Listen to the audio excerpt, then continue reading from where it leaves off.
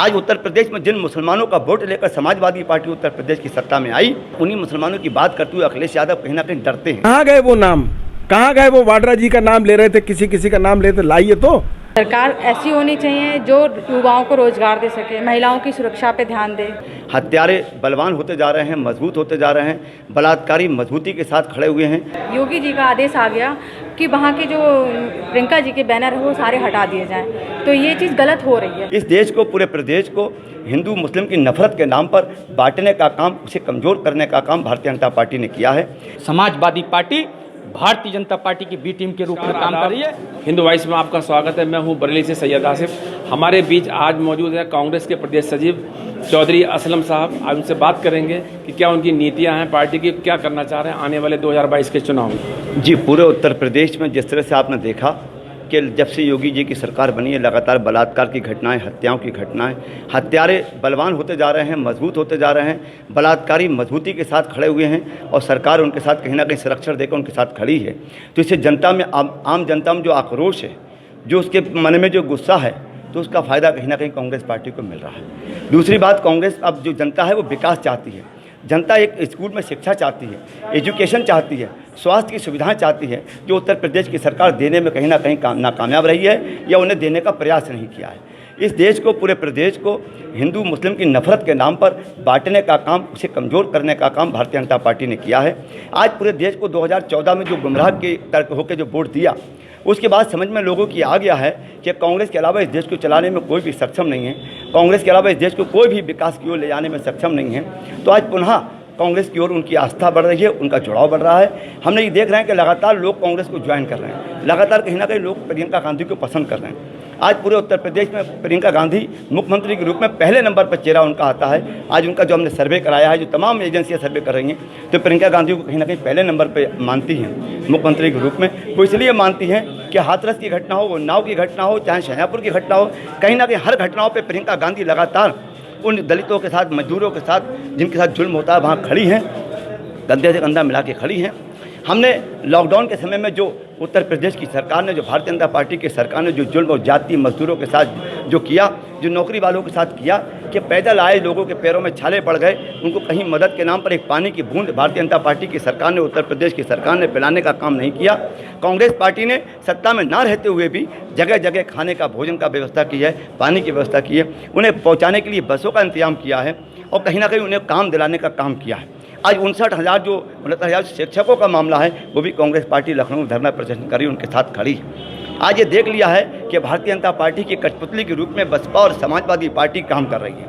आज उनके कार्यकर्ताओं के साथ जिस दलित वोट के बल पर बहुजन समाज पार्टी की मुखिया मायावती जी सत्ता में आई थी, आज उन्हीं दलितों की बात करते हुए वो बचना चाहती हैं। आज उन्हीं दलितों पर जुल्म हो रहा है, जाति हो रही, उनकी बात को, उनकी मांग को उठाते हुए बचना चाहती हैं। आज उत्तर प्रदेश में जिन मुसलमानों का वोट लेकर समाजवादी पार्टी उत्तर प्रदेश की सत्ता में आई, उन्हीं मुसलमानों की बात करते हुए अखिलेश यादव कहीं ना कहीं डरते हैं, कहीं ना कहीं भागते हैं, कहीं कहीं पीछे हटना चाहते हैं, क्योंकि उनको लगता है कि जैसे ही हम ये मांग करेंगे, जैसे ही हम आगे आएंगे, तो कहीं ना कहीं हम पर ईडी का छापा पड़ जाएगा, सीबीआई का छापा पड़ जाएगा। लेकिन बड़ा फख्र के साथ, बड़े गर्व के साथ मैं कहना चाहता हूँ कि मैं उस पार्टी का सदस्य हूँ जिस पार्टी में गांधी परिवार के लोग, राहुल गांधी, प्रियंका गांधी जैसे लोग, जो ईमानदार, निष्ठावान, इस देश के लिए जान निछावर करने वाले परिवार से संबंधित लोग हैं, आज ईमानदार हैं, इसलिए भारतीय जनता पार्टी उनका बाल बांका नहीं कर पा रही है। ये मुझे बड़ा गर्व है। और आज लोग ये समझ चुके हैं कि भाजपा को हराने की कोई ताकत रखता है तो कांग्रेस पार्टी रखती है। अगर भाजपा से मुकाबला कर सकता तो राहुल गांधी कर सकते, प्रियंका गांधी कर सकते। 2022 के चुनाव होने वाले हैं, उसमें किस टाइप की सरकार आपको चाहिए? 2022 का जो चुनाव होगा, तो हम चाहते हैं उसमें महिलाओं की सुरक्षा पर विशेषकर ध्यान दिया जाए और युवाओं को जो बेरोजगार हो रहे हैं, उनको रोजगार उनको मिलना चाहिए। और देश भ्रष्टाचार बहुत ज़्यादा बढ़ रहा है लोगों को लेके, लड़कियां सुरक्षित नहीं हैं, जाते समय मतलब उनको काफ़ी मुश्किलों का सामना करना पड़ रहा है। और जो वर्तमान सरकार है, क्या उससे आप संतुष्ट हैं? जी नहीं। किस टाइप की सरकार आप चाहते हैं? सरकार ऐसी होनी चाहिए जो लोगों को रोज़गार दे सके, उनके भविष्य के बारे में सोच सके। शिक्षा का भी स्तर देखा जाए तो बहुत ज़्यादा, गांव के हिसाब से देखा जाए तो बहुत ज़्यादा गिर चुका है। बड़ी पार्टियों में किस पार्टी को आप अच्छा मानती हैं कि बहुत राजनीतिक पार्टी बड़ी है, अच्छी है? राहुल जी। राहुल गांधी जी। अभी हम लोग अभी लखनऊ गए थे, प्रियंका जी आई थी, तो मैंने न्यूज़ में देखा कि उनके जाते ही योगी जी का आदेश आ गया कि वहाँ के जो प्रियंका जी के बैनर है वो सारे हटा दिए जाएं। तो ये चीज़ गलत हो रही है। क्यों हो रहा है? क्यों अपनी पार्टी का लोग प्रचार नहीं कर सकते हैं? मैं एक ही बात कहना चाहूँगा कि उत्तर प्रदेश के अंदर एक ही आवाज़ है, वो प्रियंका गांधी जी की आवाज़ है। कोरोना महामारी आपदा से लेकर तमाम मुद्दे जो उत्तर प्रदेश के मूलभूत मुद्दे हैं उनको लेकर हमारे आदरणीय बहन प्रियंका गांधी जी और उत्तर प्रदेश के संघर्षशील अध्यक्ष अजय कुमार लल्लू जी के नेतृत्व में बड़ा संघर्ष के साथ एक कार्यकर्ता लड़ाई लड़ रहा है, संघर्ष कर रहा है और मूलभूत समस्याओं को उठाने का काम कर रहा है। भारतीय जनता पार्टी जो सरकार में है उसने सिर्फ नफरत की दीवार को खड़ा कर उत्तर प्रदेश के अंदर नफरत की दीवार खड़ी की है और यहाँ पर शासन किया है। लोग त्रस्त हैं, परेशान हैं और इस परेशानी को लोग देश की जनता ने और उत्तर प्रदेश की जनता ने बड़ी विस्तार से समझा है। आने वाले 2022 के चुनाव में इनको सबक सिखाने जा रही है और आदरणीय प्रियंका गांधी जी के नेतृत्व में कांग्रेस की सरकार है। समाजवादी पार्टी छोटे छोटे दलों को साथ लेकर चलने की बात कह रही है। ऐसी स्थिति में कांग्रेस किस तरीके से उनका मुकाबला करेगी? देखिए, समाजवादी पार्टी तो कहीं नहीं, हम तो पूछना चाहते हैं समाजवादी पार्टी से, जब CA/NRC का जब काले कानून जब पास हो रहे थे पार्लियामेंट के अंदर, हम जानते हैं लोकसभा के अंदर भारतीय जनता पार्टी के पास बहुमत था और वो भारतीय जनता पार्टी सरकार कानून पास करा लेते, लेकिन उसके बाद राज्यसभा के अंदर वो कानून जाते हैं। राज्यसभा में जब कानून गए तो आपने देखा समाजवादी पार्टी के सांसद वॉकआउट कर जाते हैं और भारतीय जनता पार्टी को कानून बनाने का मौका देते हैं। वो कहाँ खड़े होते हैं? कौन से छोटे दल की बात करते हैं?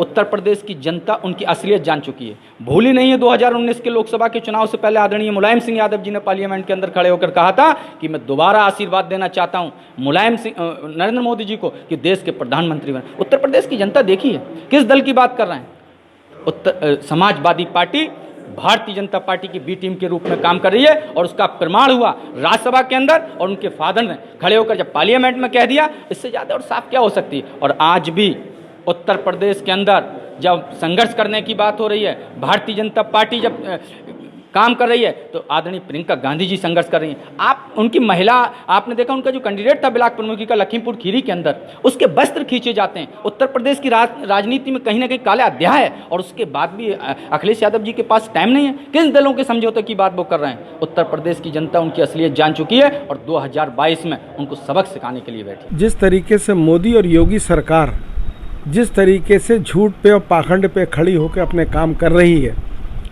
उसको सिर्फ एक ही पार्टी, राष्ट्रीय पार्टी जो कांग्रेस पार्टी, वही उसको जवाब दे सकती है। कांग्रेस पार्टी ने कभी भी मज़हब की राजनीति नहीं करी, कभी भी उसने धार्मिक विचारधारा से नहीं करी।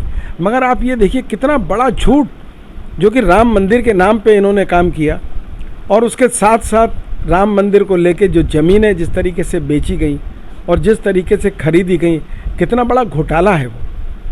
हम ये नहीं कहते कि हम कभी किसी चीज़ का विरोध करते, कोई अच्छी चीज़ होती। कांग्रेस हमेशा बड़ी विचारधारा की पार्टी है, अच्छी सोच रखती है और सबसे बड़ी बात है कि डेवलपमेंट हमारा क्या है। आज आप देखिए योगी जी ने फिर कहा है कि 6 हम आपको जो है मेडिकल कॉलेजेस देंगे। कौन से मेडिकल कॉलेज देंगे आप? अब 6 महीने में आप जितनी चीज़ें आप दे रहे हैं वो दे सकते हैं। जब आपने इतने दिनों में, जब हमारे राहुल जी जो जितने गंभीर चीज़ों में थे, उन्होंने कोरोना जब आया था तब उन्होंने पहले बताया कि कोरोना की लहर आने वाली है, मगर तब हमारे जो प्रधानमंत्री थे ये अमेरिका में बैठ के यारी दोस्ती के लिए वहाँ का उनका स्वागत कर रहे थे। कितना बड़ा। उसके बाद उन्होंने कहा कि इसकी महामारी से बचना है, कुछ नहीं किया। राहुल गांधी ने एक एक चीज़ जो कही है वो उनकी विचारधारा, उनकी सोच, वो इंटेलिजेंट इतने हैं कि वो आने वाले चीज़ों से पहले बताते थे। उन्होंने कहा कि आप देखिए हमारे मनमोहन सिंह ने, दोनों ने कहा कि हमारी जो जीडीपी है वो माइनस जाएगी। आज देखिए जीडीपी माइनस है। आज आप बात कर रहे हैं कि पुराने दिखाते हैं कि हमारा तेल, आज देखिए कितना महंगा है। तेल महंगे होने की वजह से सभी चीज़ें महंगी हो गई। आज हमारे इंडस्ट्री की हालत ख़राब है। इंडस्ट्री चलने को तैयार नहीं, अगर चल गई तो माल नहीं बिक रहा, माल बिक गया तो पैसे नहीं है। आपने पैसा, गवर्नमेंट जो पब्लिक का पैसा था आपने निकाल लिया, और निकालना कैसे निकाला? और फिर आपने कहा कि हम बाहर से पैसा लाएंगे। क्या पैसा लाए आप? कौन सा काला धन लाए? कहाँ गए वो नाम?